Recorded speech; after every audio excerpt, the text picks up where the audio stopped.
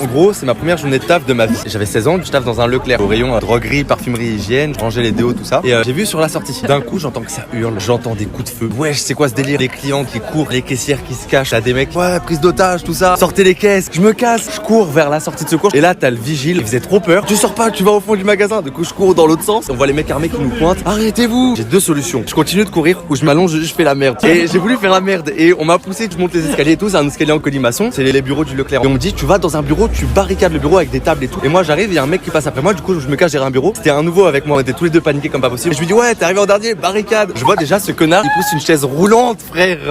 Il met une chaise roulante devant la porte et il part en courant. Il se cache à côté de moi. Je regarde, je me dis, t'es con ou quoi? Mais autre chose, pousse un bureau, je sais pas. J'avais l'impression d'entendre des avions, des bruits ou quoi pendant une heure. À un moment, ils nous disent, ouais, vous pouvez sortir, venez voir les caméras de vidéosurveillance. Et on regarde sur les caméras de vidéosurveillance, comme dans les films américains, genre t'avais 3 voitures qui bloquaient les sorties. Ils étaient derrière leur portière, ça tirait tout. À un moment, ils nous disent, ouais, ils sont rentrés dans le Leclerc, allez vous rebarricader. Là, je me dis, c'est mort, je fais pas la même erreur. Je me fous dans le vestiaire, je me barricade avec des bancs. Et là, j'entends le nouveau qui était derrière qui toquait en mode, laisse-moi rentrer. Et moi, j'étais là en mode, ta gueule. Tant pis, il pouvait se barricader dans un autre bureau. Je me suis enfermé dans un casier, frère, pendant 2 heures. Je vais mourir.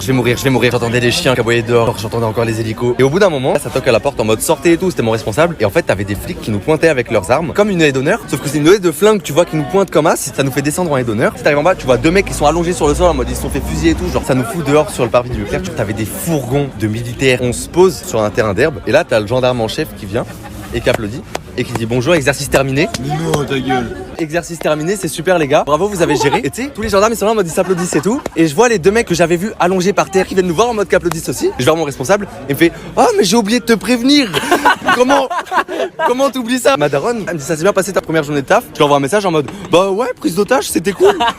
Je voulais plus y retourner le lendemain. Et en fait, ils ont amené des faux clients, ils ont amené des fausses caissières. T'en as un qui s'était caché dans les PQ de la réserve. C'est-à-dire qu'on regardait des fois sur la caméra, tu voyais de temps en temps genre sa tête qui pop au-dessus du PQ en mode et puis qui se recache en dessous. Il était dans les stocks de PQ, frère. En fait, ils ont fait cet exercice parce qu'il y avait déjà eu un cambriolage